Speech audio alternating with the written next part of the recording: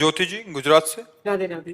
राधे राधे महाराज जी। महाराज जी, आपने बताया था कि जन्मदिन के दिन एकांत में मनन चिंतन करना चाहिए कि एक साल जीवन का कम हो गया और हमने भगवत प्राप्ति हेतु क्या किया। गुरु जी, कल मेरा जन्मदिन है। ईश्वर की कृपा और आपके आशीर्वाद से आत्म संतोष है कि बीते साल में नाम जप की शुरुआत हुई और तीर्थ यातन भी अच्छे सौभाग्य मिला। इसी तरह धर्म के मार्ग पर आगे बढ़ते रहे महाराज जी। हाँ ठीक है, भगवान का खूब नाम जप करो और जिस दिन जन्मदिन हो तो उत्सव मनावे। हम कह रहे हैं घंटा 2 घंटा कीर्तन करे, ठाकुर जी को भोग लगावे, 10-20 लोगों को पवावे, ऐसे मांगलिक उत्सव मनावे।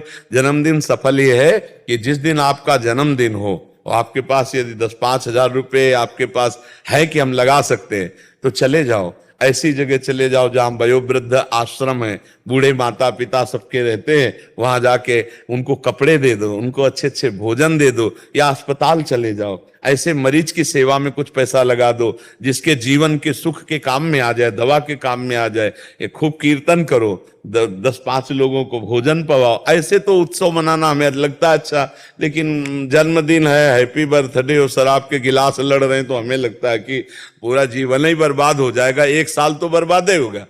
भगवान का नाम जप कर रहे, भगवान नाम कीर्तन हो रहा है, 2-4 संत महात्माओं को भोजन पवा दिया या अपने मित्रों को बुलाकर भोजन पवित्र पवा दिया, तो ये बढ़िया उत्सव ऐसे मनाना भी चाहिए। उत्सव 24 घंटे नाम कीर्तन रख ले, भगवान की कथा वार्ता रख ले, ये तो बढ़िया है। लेकिन हमको ये थोड़ा कम अच्छा लगता है कि पार्टी हो रही, शराब पी रहे, जीवों की हत्या करके मांस खा रहे हैं, बोले आज हैप्पी बर्थडे। हैप्पी क्या, तुम्हारे हैप्पी में दसियों के गले कट गए, वो हैप्पी थोड़ी है। अच्छा, मदिरा पीना ये महत पाप है, हमारे शास्त्रों में इसका बड़ा निषेध किया गया है। तो कभी कोई ऐसी हैप्पी ना मनाए बर्थडे कि जिसमें शराब परोसी जाए, मांस परोसा जाए, गंदे लोग आकर खावें, ऐसा नहीं। नाम कीर्तन करो, अच्छे अच्छे पदार्थ बनाओ, सात्विक, भगवान को भोग लगाओ और ऐसे लोगों को पवाओ जिनको नहीं मिलता है।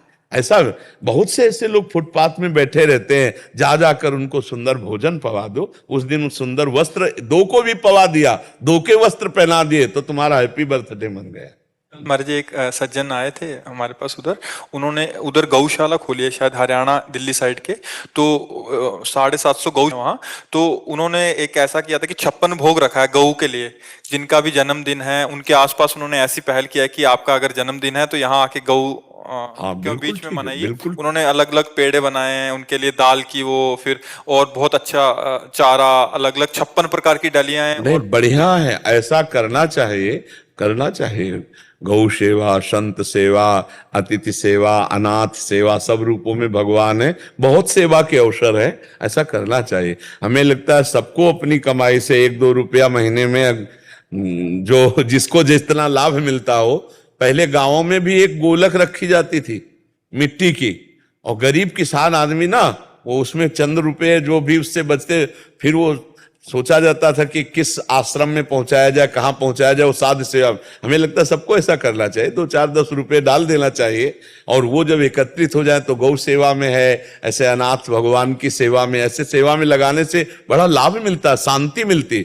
हम अभी एक डॉक्टर मंडली जो फ्री ब्रज मंडल में जा जाकर सेवा करते उनको बता रहे थे कि एक दिन आप सुंदर भोजन बना के खुद पाओ और एक दिन वो अपनी थाल का भोजन किसी भूखे को पवा दो, फिर देखो आपको कैसा लगता है। जिस दिन आप दूसरे को पवाओगे जो शीतलता मिलेगी वो अच्छा भोजन पाने पे नहीं मिलेगी जो दूसरे को पवाने से मिलेगी। तो कभी कभी ऐसा भी करना चाहिए, किसी का पेट भर देना चाहिए। अपनी भूख है ना, उसको हम सह लेंगे, उसको छोड़, दूसरे की भूख को हम, तो ये अब आज ऐसा हो रहा है कि दूसरे की थाली छीन कर हम खाना चाहते हैं, दूसरे के सुख को मिटाना चाहते हैं, इसीलिए दुख ही दुख प्राप्त हो रहा है। बढ़िया है, ऐसे बर्थडे मनाओ।